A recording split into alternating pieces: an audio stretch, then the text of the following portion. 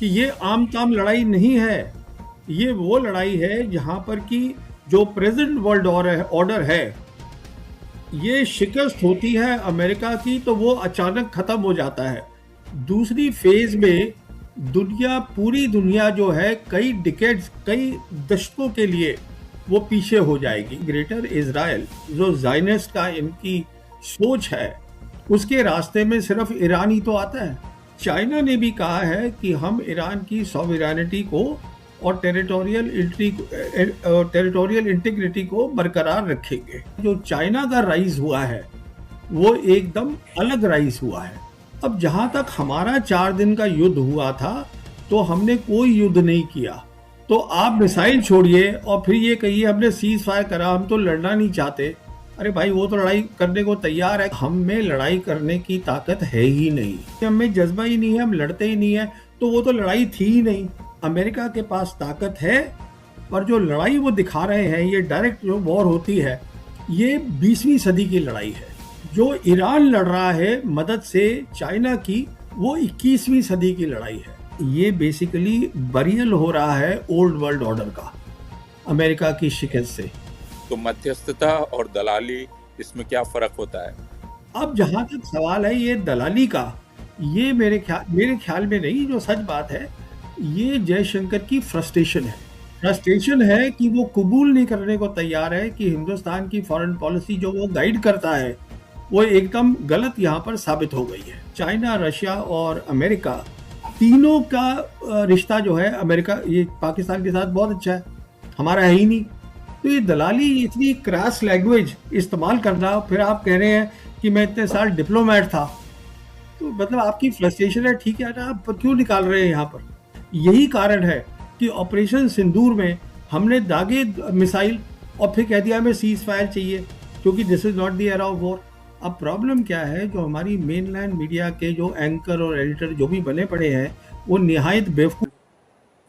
28 फरवरी से चल रहा अमेरिका और इजराइल का हमला, सबसे पहले तो हम ये जानना चाहते हैं कि अगर हम इसको इस रूप में चित्रित करें कि यह हमला है, न कि एक दो तरफा जैसा समझा जाता है, युद्ध है जो दोनों की मर्जी से चल रहा है, इसके बारे में आप क्या कहना चाहेंगे? इसे हमला कहा जाए या कहा जाए कि दो लोग लड़ रहे हैं? तो आपके सवाल का जवाब ये है कि बेहतर है कि जैसे सभी जानते हैं, प्रोफेसर मरांडी हैं, मोहम्मद मरांडी, जो एक तरीके से अनऑफिशियल स्पोक्स पर्सन भी बन गए हैं ईरान के, और उनको पता है ईरान में क्या हो रहा है और क्या सोच है। तो उन्होंने एक अभी टेलीविजन चैनल पे ये कहा था कि ये जो हुआ है, this is aggression and terrorism. वो इसका मतलब ये हुआ, अग्रेशन तो वो बोल रहे थे अमेरिका ने किया है, टेररिज्म वो बोल रहे थे इजराइल ने की है। और इजराइल जो है, उसकी खूबी है, वो लड़ाई जो है वो टेररिज्म ही करता है। ये मोसाद जो होती है वो आगे रहती है, जिससे कि लोगों को मारे और चुन चुन के टारगेटेड किलिंग ये लोग करते हैं। तो मेरे ख्याल में प्रोफेसर मरांडी ने इसको बहुत अच्छी की तरह बोल दिया कि ये एग्रेशन और टेररिज्म है, और यही है मेरे ख्याल में ये। तो हम यह आपसे समझना चाहेंगे कि क्या इस हमले को इतने स्वाभाविक रूप से स्वीकार कर लेना चाहिए था, जिसको आपने कहा कि ये एग्रेशन है और टेररिज्म है, इसी रूप में इसको देखना चाहिए। तो लेकिन जितने स्वाभाविक तौर पर पश्चिमी मीडिया और हमने स्वीकार किया, उसके बारे में आप क्या कहना चाहेंगे? देखिए, मैं ये कहना चाहूँगा कि बहुत ही कम लोग हैं जिनको शायद ये बात समझ में आ रही है कि ये क्या हुआ है ग्राउंड पर, जिसके बारे में मैं कुछ बोलना चाहूँगा। देखिए, ये जहाँ तक अमेरिका का ताल्लुक है, अमेरिका का कोई वॉर ऑब्जेक्टिव था ही नहीं शुरू से। अमेरिका को इस लड़ाई में खींचा है नेतन्याहू ने। नेतन्याहू ने ट्रंप को ये समझाया है कि देखिए, जैसे आपने वेनेजुएला में जाके आपने टॉप लीडरशिप प्रेसिडेंट मडोरो को उठा लिया और उसके बाद वो पूरी सरकार जो है आपकी गोदी में आ गई, तो आप वही चीज यहाँ भी कर सकते हैं। जबकि इजराइल को असलियत मालूम थी, इजराइल इसी एरिया का है, उसको एरिया की समझ है, पर वो चाहते थे नेतन्याहू कि किसी तरीके से मैं ट्रंप को वर्गला के इस लड़ाई में ले आऊं, और वो उसमें कामयाब हो गए। तो प्रेसिडेंट ट्रंप का तो कोई उनको मालूम ही नहीं था ऑब्जेक्टिव क्या है, पहली बात तो ये है। दूसरी बात ये है, जो प्रेसिडेंट ट्रंप और नेतन्याहू को भी समझ में शायद नहीं आ रही थी, जिसके बारे में मैं टिप्पणी करना चाहूंगा। देखिए, ये लड़ाई इतनी अहम है, और इसको बाद में इस पे कई विचार भी होंगे। ये लड़ाई यूक्रेन की लड़ाई की तुलना में एक अलग लड़ाई है, और इसकी खास बात क्या है, इस लड़ाई में डायरेक्टली इन्वॉल्व है अमेरिका। और अमेरिका वो मुल्क है, वो शक्ति है जिसने कोल्ड वॉर जीती थी, और जो यूनिपोलर वर्ल्ड में सुपर पावर था दुनिया का। आज वर्ल्ड मल्टीपोलर बन गई है, पर जितनी भी दुनिया की इंस्टीट्यूशंस हैं, वो अमेरिका की इजाद करी हुई हैं। जैसे कि हम देखते हैं आईएमएफ, हम वर्ल्ड बैंक देखते हैं, हम यूनाइटेड नेशंस देखते हैं, हम डब्ल्यूटीओ देखते हैं। ये सब अमेरिका ने बनाई है, क्योंकि अमेरिका सेकेंड वर्ल्ड वॉर जीता था। कहने का मतलब ये है, जो आज हम देख रहे हैं वेस्ट एशिया में, अमेरिका की बनाई हुई जो इंस्टीट्यूशन है और वो जो ऑर्डर है, जो धीरे धीरे डिक्लाइन हो रहा था, उसका यहाँ पे बरियल होगा। आप इस बात की गहराई को आपके व्यूअर्स को बताना चाहूंगा कि वो समझे कि ये आम ताम लड़ाई नहीं है।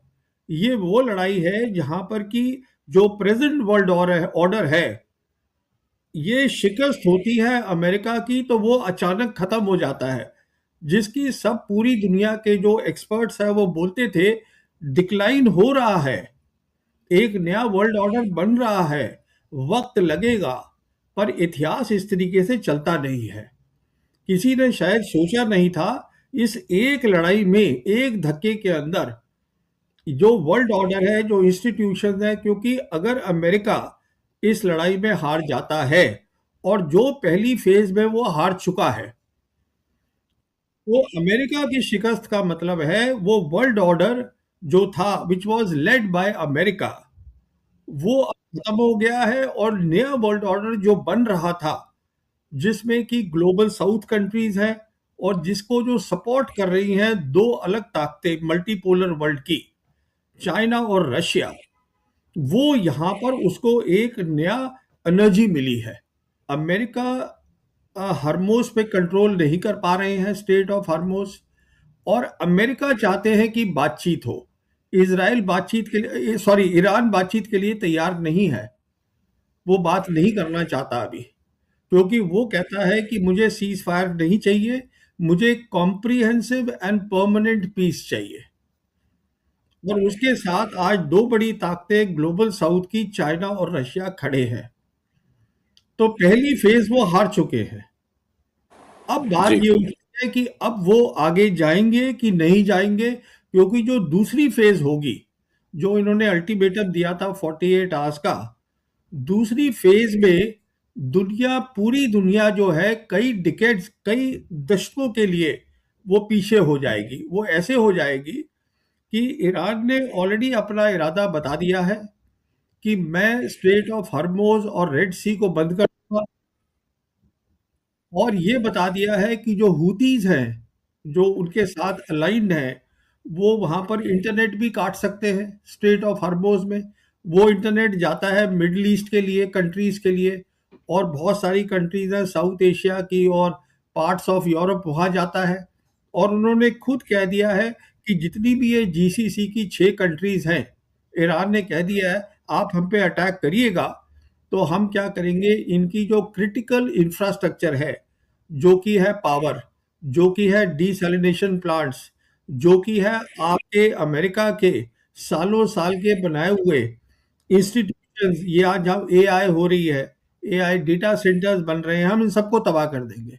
तो अगर ये तबाह हो जाता है, तो ये सारी कंट्रीज तेल और गैस के अलावा, ना तो इनके पास खाना होगा, ना दुनिया में तेल होगा, ना रास्ता होगा निकलने का तेल का।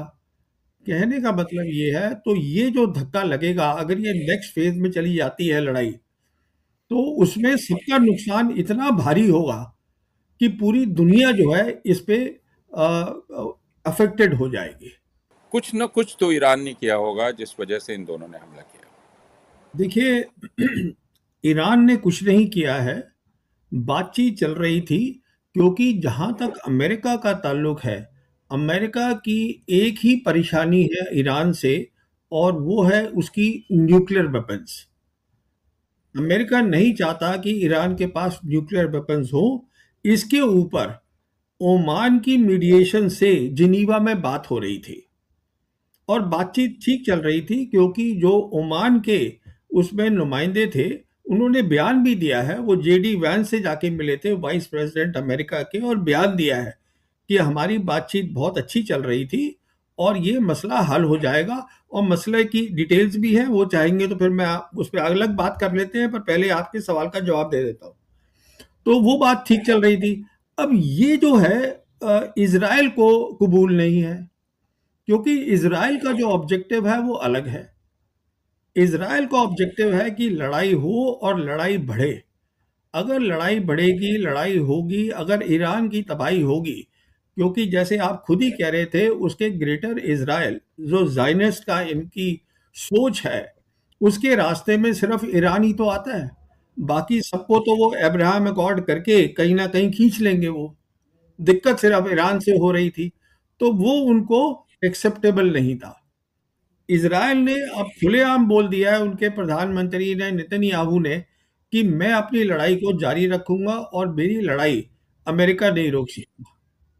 अब सवाल ये है कि अमेरिका रोक सकता है। अब वो ऐसे रोक सकता है, अगर आज जो सेंट्रल कमांड है अमेरिका की, इजराइल को वो मना कर दे कि मैं आपको जो स्पेस कैपेबिलिटीज हैं अमेरिका की, जिसके ऊपर वो डिपेंडेंट है, मैं नहीं देते आपको, आपको हम और असला नहीं देते। इजराइल कहाँ से लड़ाई लड़ लेगा? तो कोई ऐसी नबज पकड़ी हुई है, जिसको एक्सपर्ट बोलते हैं इजराइल लॉबी अमेरिका में, कि वो जो ट्रम्प है वो लाचार हैं, वो कुछ कर नहीं पा रहे।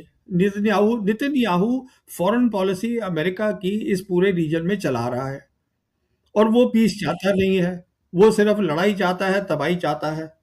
तो दिक्कत ये हो गई है, और प्रेसिडेंट ट्रम्प इसमें गेम में फंस गए हैं बहुत बुरे। एक टिप्पणी भी आई है ईरानियन लीडरशिप की। उन्होंने ये कहा कि अभी तक हमारा होली मंथ ऑफ रमजान चल रहा था, तो हम डिफेंसिव ऑपरेशंस कर रहे थे। अब हम ऑफेंसिव ऑपरेशन शुरू करेंगे। उसका मतलब ये है कि जो हमारी मिसाइल्स थी पुरानी वाली, हमने अभी सिर्फ वही खत्म करी है, और दूसरी साइड पे जो मिसाइल को रोकने के लिए इंटरसेप्टर होते हैं, वहां ऑलरेडी उनकी कमी हो गई है। जो हमारी एडवांस्ड मिसाइल है, जिसको वो बोल रहे हैं ऑफेंस, वो अभी ऑफेंस अब शुरू होगा।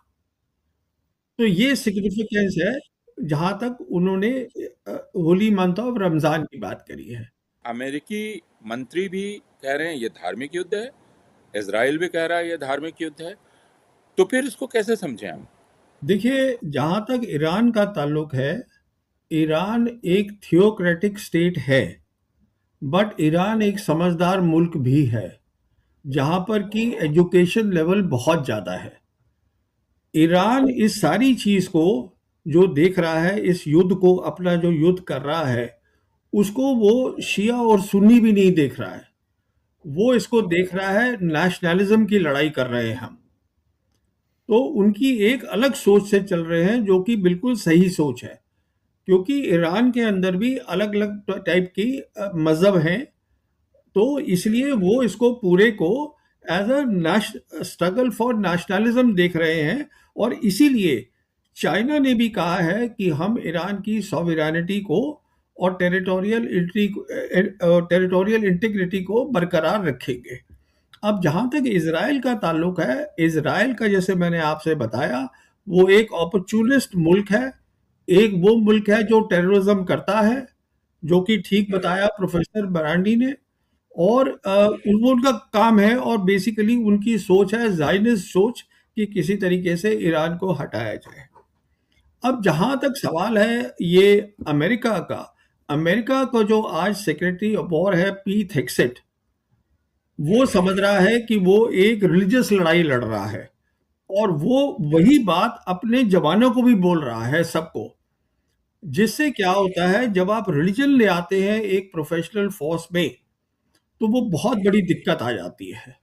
तो वो जो फौज होती है, कोई भी फौज हो, चाहे वो हिंदुस्तान की हो, चाहे वो अमेरिका की फौज हो, तो फिर वो प्रोफेशनल नहीं रहती।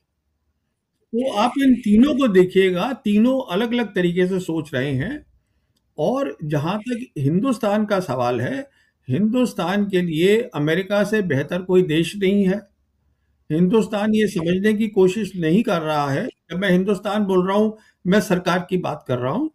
हिंदुस्तान की सरकार ये सोचने की कोशिश नहीं कर रही है कि दुनिया बदल गई है, मल्टीपोलर वर्ल्ड है, तीन बड़ी बड़ी ताकतें हैं, और बहुत सारे चेंजेस आ रहे हैं दुनिया के अंदर। और जहां तक इसराइल का ताल्लुक है, इसराइल के साथ हमारी सरकार की बहुत ज़्यादा क्लोजनेस है, आइडियोलॉजिकल रीजंस हैं, इमोशनल रीजंस हैं। तो कोई ऐसा रीजन नहीं है जिसमें जियो पॉलिटिक्स इन्वॉल्व हो, कोई ऐसा रीजन नहीं है जिसमें देश की तरक्की हो। तरक्की का मतलब ये होता है कि आज हमारी सबसे बड़ी रिक्वायरमेंट हिंदुस्तान की है कि ये जो जियो पॉलिटिक्स बदली है, जो सारी जियो पॉलिटिक्स पहले हुआ करती थी अमेरिका में और यूरोप के अंदर, अब वो हमारे एरिया में आ गई है, एशिया पैसिफिक में।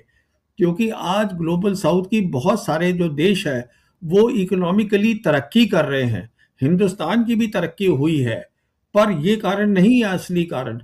असली कारण ये है, जो चाइना का राइज हुआ है, वो एकदम अलग राइज हुआ है, जिसके कारण मेन कारण है कि जियोपॉलिटिक्स यहाँ आ गई है।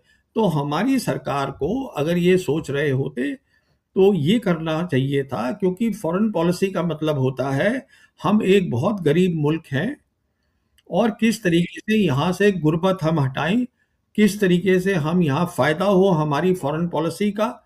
तो इसी के लिए मैं बार बार बोलता रहता हूँ कि अरे भाई, आप दोस्ती करिए, नॉर्मल करिए रिलेशंस चाइना के साथ, सारी दुनिया वहीं जा रही है। अचानक से मुझे ख्याल आ रहा है इस बात का कि दो युद्ध, यूक्रेन और रसा, और अभी जो वर्तमान में चल रहा है वो, और इससे कुछ ही दिन पहले हमने अपने और अपने पड़ोसी मुल्क के साथ एक छोटा युद्ध हमने किया है या हुआ था।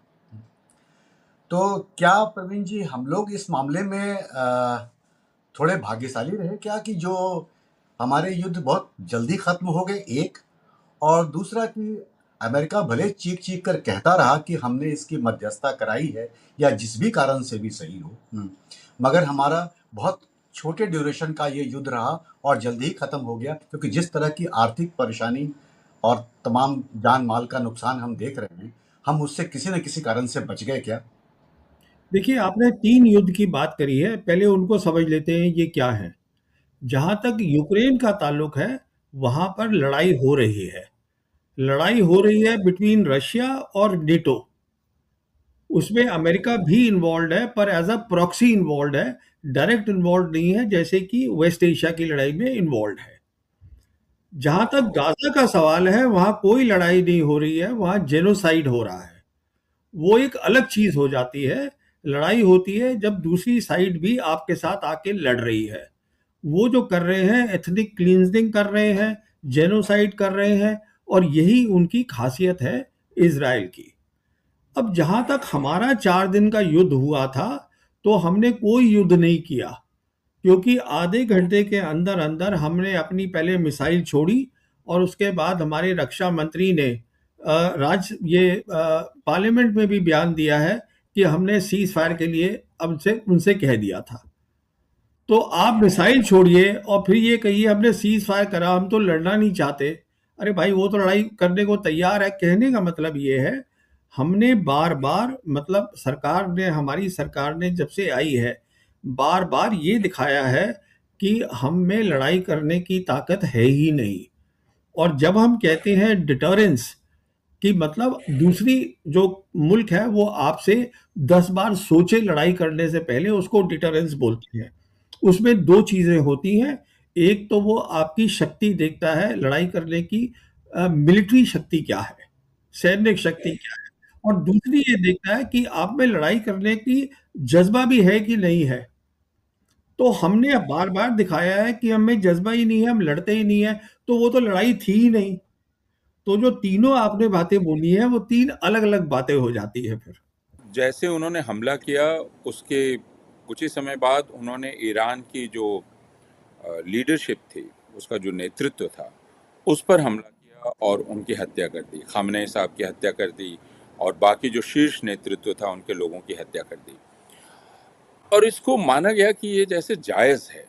आप इसको कैसे देखते हैं? यह जो तरीका है जिसमें हम किसी देश की लीडरशिप को टारगेट करते हैं और उसको जायज़ ठहराते हैं। जहाँ तक प्रेज़िडेंट ट्रंप का ताल्लुक है, मुझे नहीं लगता प्रेज़िडेंट ट्रंप को या तो लड़ाई समझ में आती है, या उनको ये जियोपॉलिटिक्स समझ में आती है, ना वो समझना चाहते हैं। He is basically a deal maker, इससे ज़्यादा उनको मालूम नहीं है। तो जो वो सुनते हैं इधर-उधर और जो उनका मन करता है बोल देते हैं। प्रोफ़ेसर मरांडी ने बिल्कुल ठीक बोला कि इज़राइल जो है वो टेररिज़्म करता है, और इज़राइल ने टेररिज़्म करी थी जब 2025 में भी 12 दिन की लड़ाई हुई थी, तब भी टेररिज़्म थी।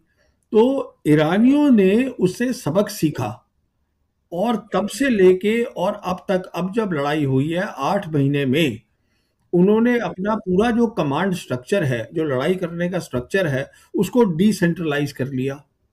कि मतलब अगर ऊपर की टॉप लीडरशिप चली भी जाती है, लड़ाई जो है उसमें कोई कमी पेशी नहीं आएगी, और हम उसका सबूत देख रहे हैं कि जैसे ही उन्होंने टॉप लीडरशिप को खत्म किया, जो रिस्पॉन्स था ईरान का वो एकदम फौरन आया। ये अगर लीडरशिप चली जाती तो रुकना चाहिए था।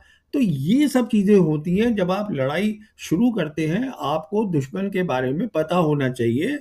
तो इज़राइल को तो मालूम है, पर अमेरिका और बेसिकली प्रेसिडेंट ट्रंप और जैसे वो पीट हेग्सेट है, इन लोगों को कुछ नहीं पता है क्या हो रहा है। मामला बड़ा नाजुक है। नाजुक इसलिए है क्योंकि ये वो लड़ाई है जिसमें मैंने आपको बताया, इसके फैसले से एक नया वर्ल्ड ऑर्डर को एनर्जी मिलेगी, बूस्ट मिलेगा। तो ये एक अलग चीज़ है ये वाली लड़ाई। तो उनकी वो बात समझ में नहीं आई है बिल्कुल। दिक्कत ये है। ईरान की आज क्या काबिलियत है, ईरान 20 साल से क्या कर रहा है, आपने सैंक्शन लगा दिए ईरान के ऊपर, पर 2 चीज़ें आप बिल्कुल भूल गए। एक कि ईरानी जो है वो पढ़े लिखे लोग हैं। जब पहला उनका आया था खमेनी 79 में, तो एक बात तय कर ली गई थी कि जो सब लोग हैं उनकी पढ़ाई होनी चाहिए और एजुकेशन पे जो है वो फोकस होना चाहिए। तो वहाँ एजुकेशन बढ़ी, सोच बढ़ी, समझदारी बढ़ी, और साथ-साथ उन्होंने ये सोचा कि हमारी दुश्मनी अब तो अमेरिका के साथ ही है, हमारा दुश्मन अमेरिका ही है। जो बात चाइनीज़ को भी समझ में आ गई थी। तो अमेरिका की कैपेबिलिटीज़ वो ध्यान से देखते थे, और सैंक्शन होने के बावजूद उन्होंने कहा कि हम किस तरीके से तैयारी करें एक ऐसी लड़ाई की जिसे हम कहते हैं एसिमेट्रिकल वॉरफेयर, कि हम आमने-सामने तो अमेरिका के साथ नहीं लड़ सकते हैं, पर हमें वो लड़ाई चले चाहिए जिसमें हम शिकस्त भी कर दें, आमने-सामने आए बिना। तो ये तैयारी आज की नहीं है, ये तैयारी 89 से चल रही है। इसीलिए मैं बार-बार कहता हूँ, अमेरिका के पास ताकत है, पर जो लड़ाई वो दिखा रहे हैं, ये डायरेक्ट जो वॉर होती है, ये 20वीं सदी की लड़ाई है। जो ईरान लड़ रहा है मदद से चाइना की, वो 21वीं सदी की लड़ाई है। वो एक अलग लड़ाई है, एसिमेट्रिकल वॉर है। अमेरिका को खींच रहा है ईरान और अमेरिका उस युद्ध को जीत नहीं पाएगा। ये जेफरी सैक्स कह रहे हैं, बाकी तमाम लोग भी कह रहे हैं कि अमेरिका इस युद्ध को कभी नहीं जीत सकता, बल्कि आप भी इस बात को पहले दिन से कह रहे थे और वे लोग भी कह रहे थे कि अमेरिका ये युद्ध हार चुका है। इस बात को मान लेना चाहिए। तो आप हमें ये समझाइए कि ये जिसे आप एसिमेट्रिकल कह रहे हैं वो क्या है? आपने पिछली बार भी जब हम चर्चा कर रहे थे भारत और ये जो ऑपरेशन सिंदूर हुआ था, उस वक्त भी आपने इस तरफ इशारा किया था। तो ये है क्या?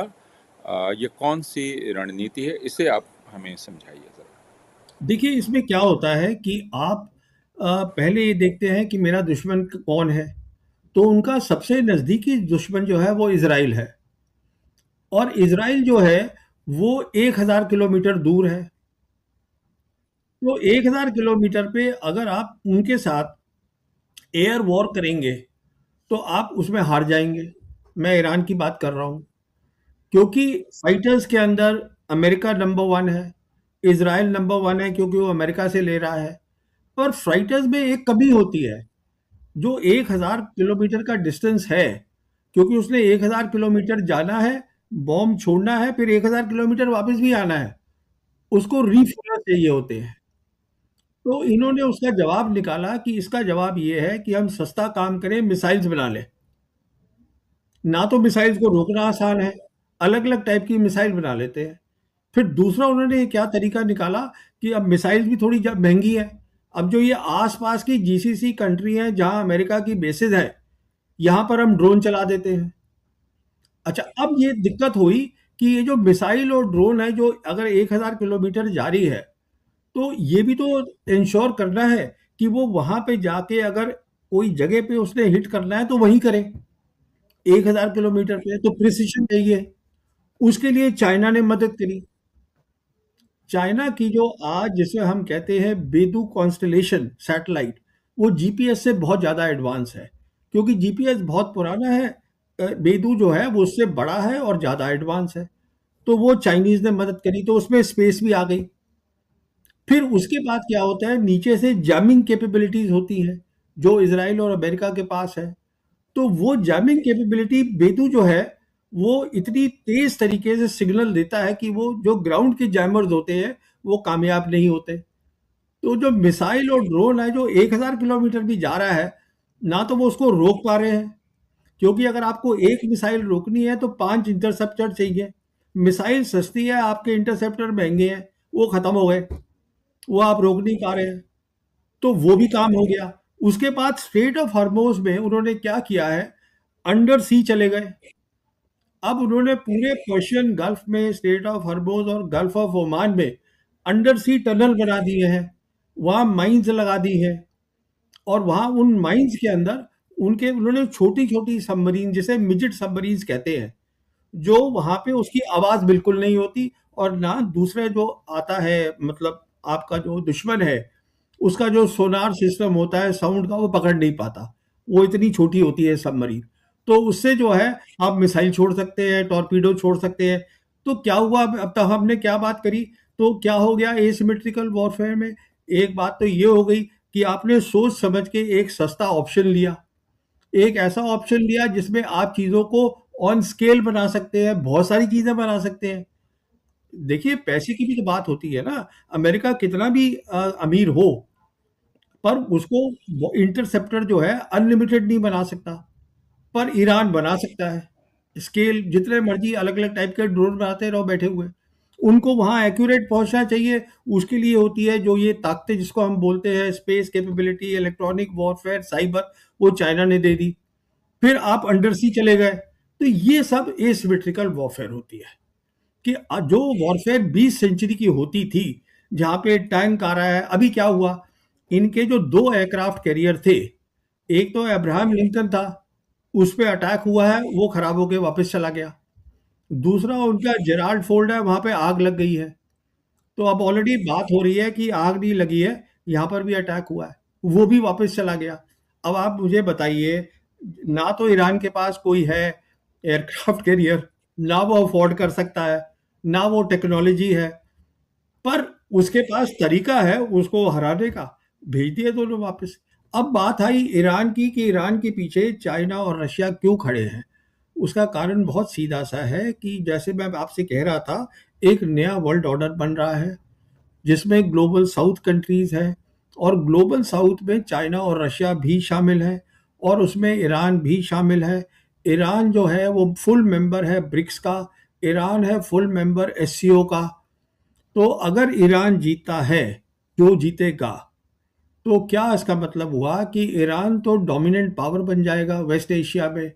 पर जो इन्फ्लुएंस है चाइना और रशिया का, अमेरिका का कम होगा, उनका बढ़ जाएगा। और फिर जो है, जो ग्लोबल साउथ है, वो कंसोलिडेट हो जाएगा। ये नया वर्ल्ड ऑर्डर है, एक नई सोच के साथ आएगा कि everything should be under the United Nations. It should not be a world जहां पे रूल सिर्फ अमेरिका बना रहा है, खुद बनाता है, खुद तोड़ता रहता है, वो नहीं चलेगा। तो ऐसे करके, तो ये मकसद है। इसीलिए मैं आपसे कह रहा था कि ये जो सबसे बड़ी बात हम देख रहे हैं आज वेस्ट एशिया में, जिसकी यहाँ हिंदुस्तान में तो कोई भी बात नहीं कर रहा है मेरे हिसाब से, वो यही है कि यहाँ पे ये बेसिकली बरियल हो रहा है ओल्ड वर्ल्ड ऑर्डर का, अमेरिका की शिकस्त से। तो ये एक बहुत बड़ी चीज़ हो रही है, एक नया वर्ल्ड ऑर्डर बनना। इसीलिए चाइना और रशिया जो है वो ईरान के साथ खड़े हैं, क्योंकि ईरान ने बताया है कि उसके पास लड़ाई करने की ताकत है, विल टू फाइट है, और ईरान ने बताया है कि उसकी एक सिविलाइजेशन है। विल टू फाइट सिविलाइजेशन से आती है, ये ऐसे नहीं आती कि जो आपकी सिविलाइजेशन है आप उसको नाकारा करते रहो। आप ये कह दो कि नहीं साहब मेरी सिविलाइजेशन तो सिर्फ वैदिक एज ही है और कुछ है ही नहीं, बीच में कुछ था ही नहीं। तो ये सिविलाइजेशन नहीं होती है। ये वो मुल्क है जिनमें एक कॉन्टिन्यूटी है, जो मानते हैं कि हमने हर सिविलाइजेशन से या अपनी एक सिविलाइजेशन से जो विजडम आई है उसको हमने इम्बाइब किया है, उससे सीखा है, उससे लड़ाई भी सीखी है, सोच भी सीखी है। सो यू सी, इसीलिए कहा जाता है कि जब भी आप लड़ाई करो, पहला असूल लड़ाई का होता है नो योर एनिमी। उसका मतलब ये होता है कि उसकी मिलिट्री काबिलियत के अलावा उसमें लड़ाई करने का जज्बा क्या है, उसकी सोच क्या है, आप पहले वो समझ लीजिए, नहीं तो आप लड़ाई हार जाएंगे। सीधी बात है। ये जो देश हैं अरब देश, आ, इन ये इस युद्ध में किस प्रकार शामिल हैं, नंबर एक ये। और उसके बाद हम इसे समझने की कोशिश करेंगे कि आ, भारतवर्ष की जो भूमिका इसमें है वह, उस भूमिका को हम कैसे समझें। पाकिस्तान ने कहा है कि वो मध्यस्थता करेगा और इसको लेकर भारत चिढ़ गया है और उसने कहा कि पाकिस्तान दलाल है लेकिन हम दलाल नहीं हैं। तो मध्यस्थता और दलाली, इसमें क्या फ़र्क होता है यह भी। लेकिन हम क्रमवार अगर शुरू करें कि ये जो बाकी मुल्क हैं, फिर भारत की जो प्रतिक्रिया है, उसको कैसे हम समझें। देखिए, जो ये बाकी जीसीसी के मुल्क हैं, ये जो हम बात करते हैं ना, 70,000 आज फौज है अमेरिका की वेस्ट एशिया में, करीबन 50-55,000 तो यहीं पर ही है, इनकी बेसिस में है। मिसाल के तौर पे जो कतर है, कतर छोटा सा मुल्क है, वहाँ पर उनका जो सेंट्रल कमांड का हेडक्वार्टर है, मतलब 10,000 अमेरिकी सैनिक वहाँ बैठे हैं। फिर हम देखते हैं इसको, बहरीन को। बहरीन जो है वहाँ पर उनकी जो 5th फ्लीट है, वो नावी बेड़ा है, उसका हेडक्वार्टर वहाँ पर है। तो कहने का मतलब ये है कि वहीं से तो वो दाग रहे हैं। तो जो ईरान बोल रहा है कि हमें कोई प्रॉब्लम नहीं है जीसीसी कंट्रीज के साथ, क्योंकि मिलिट्री इंस्टॉलेशंस आपके सॉइल पर हैं और वहां से हमें दागा जा रहा है, तो हम रिटेलिएट वहीं करेंगे। सारी बात यहाँ से शुरू हुई, जो बहुत लॉजिकल है, रीजनेबल है। आप इनको यहाँ से हटा दीजिए, अगर यहाँ नहीं होते तो हम क्यों दागते आपको। एक तो ये बात हो गई। अच्छा, जहाँ तक हिंदुस्तान का ताल्लुक है, देखिए हिंदुस्तान बिल्कुल जुड़ा हुआ है अमेरिका के साथ, और उसमें अगर किसी को कोई भी शक था तो वो 25 फरवरी को क्लियर हो गया था, जब प्रधानमंत्री इजराइल गए थे। 25 फरवरी वो वक्त था जबकि डोनाल्ड ट्रंप अपनी बहुत सारी मिलिट्री कैपेबिलिटीज इकट्ठी कर रहे थे। तो प्रधानमंत्री का जाने का मतलब क्या हुआ? अच्छा, अगर आप चले गए, इसका मतलब ये होता है कि आप लड़ाई का हिस्सा बन गए हैं, आपने अपनी साइड चुन ली है, दिखा दी है। तो अगर आपने साइड चुन ली है तो आप मीडिएशन कैसे कर लेंगे, आप ये बता दीजिए। आप न्यूट्रल तो है ही नहीं। अब जहां तक सवाल है ये दलाली का, ये मेरे ख्याल में नहीं, जो सच बात है, ये जयशंकर की फ्रस्ट्रेशन है। फ्रस्ट्रेशन है कि वो कबूल नहीं करने को तैयार है कि हिंदुस्तान की फॉरेन पॉलिसी जो वो गाइड करता है, वो एकदम गलत यहाँ पर साबित हो गई है। देखिए ऐसा होता है, बात दलाली, देखिए ये अब टॉक्स हो कि ना हो यहाँ पर वो दूसरी बात है, उसको हटाइए। मेन बात ये होता है कि मीडिएशन किस जगह पर होता है। वो उसी जगह पर होता है, उसी कंट्री में होता है जहां पर कि सारी पार्टीज को लगता है कि ये जो है न्यूट्रल पार्टी है, ये ना इसके साथ है ना उसके साथ है। तो पाकिस्तान को आज जो तीनों मुल्क है, बड़े बड़े देश में, मुल्क में, sorry, in the world, 3 great pass, China, Russia और अमेरिका, तीनों का रिश्ता जो है अमेरिका, ये पाकिस्तान के साथ बहुत अच्छा है, हमारा है ही नहीं। चीन के साथ हमारा नॉर्मल रिलेशन नहीं है, और रशिया के साथ हमारा ऐसे ही है, डिंग डोंग टाइप का। और हम अमेरिका के बीच में बैठे हुए हैं, और अमेरिका हमें, जैसे मैंने आपको कहा था, अमेरिका किसी को बराबरी समझता ही नहीं है। तो ये वैसल स्टेट ही तो हुए। तो ये दलाली जो है, इसमें तो आप अलग प्रोग्राम करिएगा, मैं भी सोच रहा हूँ करने का एक अलग ही वीडियो इसके ऊपर। तो कहने का मतलब ये है, ये फ्रस्ट्रेशन है और कुछ नहीं है। और जो ऑल पार्टी के वहाँ लोग थे, अब उनको नहीं मालूम है कि सवाल क्या पूछने हैं, तो वो नहीं पूछ पाए। अब वो दलाली का क्या मतलब है? दलाली, व्हाट डज दलाली mean in diplomatic language? It basically means mediation. Mediation का मतलब होता है there is trust, all the parties have trusted you, that is why they have come there. सीधी सी बात है। तो ये दलाली, इतनी क्रैश लैंग्वेज इस्तेमाल करना, फिर आप कह रहे हैं कि मैं इतने साल डिप्लोमेट था, तो मतलब आपकी फ्रस्ट्रेशन है, ठीक है ना, पर क्यों निकाल रहे हैं यहाँ पर? कोई मतलब नहीं है, इसमें तो टिप्पणी करने लायक भी नहीं है ये कि बात। युद्ध युद्ध की हालत में ये जी। कहा जाता है कि आपका चरित्र स्पष्ट होता है, हाँ। कि युद्ध में आपका चरित्र स्पष्ट होता है। तो इस समय भारत का किस प्रकार का चरित्र उभर कर आ रहा है? वो हम दिख रहा किस है ना तरह ये। के मुल्क दिखलाई पड़ रहे हैं? वो देख लीजिए ना, सब दुनिया देख रही है। आप देखिए, अब मेरी बात सुनिए। हमारे प्रधानमंत्री गए थे 2023 में रशिया, और वहां पे ये बता के आए पुतिन को, प्रेसिडेंट पुतिन को, कि this is not a era of war. अरे भाई, this is the era of war. वो इसलिए क्योंकि एक वर्ल्ड ऑर्डर खत्म हो रहा है, दूसरे का जन्म हो रहा है। तो जो पहले के रूल्स थे, वो अब कोई मान नहीं रहा है। सो हर इंसान की जो अपनी अपनी प्रॉब्लम्स है, वो उसको बयान कर रहा है, लड़ाइयाँ हो रही हैं। यही तो है, this is the error of war. वो पुतिन भी हंस रहे होंगे, पर ये हमने सोच बना ली है सरकार के अंदर कि this is not the error of war. यही कारण है कि ऑपरेशन सिंदूर में हमने दागे मिसाइल, और फिर कह दिया हमें सीज फायर चाहिए, क्योंकि this is not the era of war. ये एक नैरेटिव होता है जिसमें एक बहुत बड़ा योगदान मीडिया करता है। अब प्रॉब्लम क्या है, जो हमारी मेनलैंड मीडिया के जो एंकर और एडिटर जो भी बने पड़े हैं, वो निहायत बेवकूफ़ हैं। उनको अपना सब्जेक्ट नहीं आता है, वो पंपुअस है, एरोगेंट है, और आइडियोलॉजिकली भी इंक्लाइंड है, बहुत सारे जुड़े मिले हुए हैं। तो ये दिक्कत है, और क्या है, क्या कह सकते हैं? मैं जब सड़क पर लोगों से मिलता हूँ, यहाँ तक कि अपने कई विद्यार्थियों से भी मिलता हूँ, तो उनका ये ख्याल है कि हमारी ताकत दुनिया में बहुत बढ़ गई है। अब हमारी बहुत पूछ होने लगी है, सारे लोग हमें पूछते हैं, और इस समय वो खासे कंफ्यूज्ड हैं। उनको समझ में नहीं आ रहा है कि हमारे साथ क्या किया जा रहा है और ये क्यों हमारे साथ हो रहा है। तो अब देखिए, जब, सॉरी आपको इंटरप्ट कर रहा हूँ, जैसे कि अभी जयशंकर ने कितने सालों साल बोला कि हम विश्वामित्र हो गए। अब वो कहाँ है विश्वामित्री? आप दिखाइए हमें। वही आपको ये थी कौन है? आज की वीडियो। अगर आप भारतीय मीडिया का रिएक्शन देखना और सुनना चाहते हो तो वी रिएक्शन चैनल को सब्सक्राइब करें और बेल आइकॉन को भी प्रेस करें ताकि नई आने वाली वीडियो को का नोटिफिकेशन आपको मिल सके। और हमें टिकटॉक पर भी फॉलो करें।